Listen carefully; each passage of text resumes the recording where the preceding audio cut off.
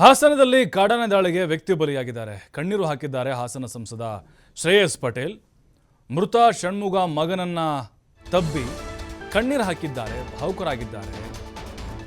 ಬಾಲಕನನ್ನ ಸಮಾಧಾನ ಮಾಡಿ ಶ್ರೇಯಸ್ ಕಣ್ಣೀರು ಹಾಕಿಬಿಟ್ಟಿದ್ದಾರೆ. ಅಂದರೆ ಆ ನೋವು ತಡ್ಕೊಳ್ಳೋಕ್ಕಾಗಲಿಲ್ಲ ಅವರಿಗೆ. ಆ ಮಗನ ಕಣ್ಣೀರನ್ನು ನೋಡಿ ಮೃತ ಷಣ್ಮುಗು ಆನೆ ದಾಳಿಗೆ ಬಲಿಯಾಗಿದ್ದಾರೆ. ಅವ್ರ ಮಗನನ್ನು ತಬ್ಬಿಕೊಂಡು ಕಣ್ಣೀರು ಹಾಕಿಬಿಟ್ರು. ನಿನ್ನೆ ಸಕಲೇಶ್ಪುರದ ಬೈಕೆರೆ ಗ್ರಾಮದಲ್ಲಿ ಆನೆ ದಾಳಿ ಮಾಡಿತು. ಮೃತನ ಕುಟುಂಬವನ್ನು ಭೇಟಿ ಮಾಡಿದ್ದಾರೆ. ಶ್ರೇಯಸ್ ಪಟೇಲ್ ಸಾಂತ್ವನ ಹೇಳಿದ್ದಾರೆ. ನೋಡ್ತಾ ಇದ್ದೀವಿ ಆ ಷಣ್ಮುಗ ಅವ್ರ ಮಗನನ್ನು ತಬ್ಬಿಕೊಂಡು ಸಾಂತ್ವನ ಹೇಳುವಂತಹ ಒಂದು ಸಂದರ್ಭ. ಅವ್ರಿಗೆ ಅಳು ತಡೆಯೋಕ್ಕಾಗಲಿಲ್ಲ, ಆ ದುಃಖವನ್ನು ತಡೆಯೋಕ್ಕಾಗದೆ ಅವರು ಕಣ್ಣೀರು ಹಾಕ್ಬಿಟ್ರು. ಆ ಹೆಣ್ಮಕ್ಳನ್ನು ಕೂಡ ಅಳದು ನೋಡಿ.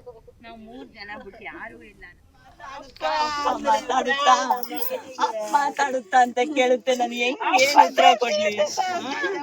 ಮಾತಾಡ್ತೈತಾ ಅಂತ ಕೇಳ್ದೆ, ನಾನು ಏನ್ ಉತ್ತರ ಕೊಡ್ಲಿ ಹೇಳಿ? ನಾನ್ ಮಾತ್ರ ಇವತ್ತು ಉಳಿಯಲ್ಲ. ನನ್ ಮಗನ್ ಯಾರು ತಾಕಿ ನಮ್ಮ ದಪ್ಪನ್ ಮಾಡ್ಬಿಡಿ. ನನ್ನ ಅಪ್ಪ ಅಂತ ಕೇಳ್ದಾಗ ಏನ್ ಹೇಳೋದು? ಎಲ್ಲಾರು ನೀವು ನಿಂತಿರಲ್ಲಪ್ಪ. ನನ್ ಮಗಳು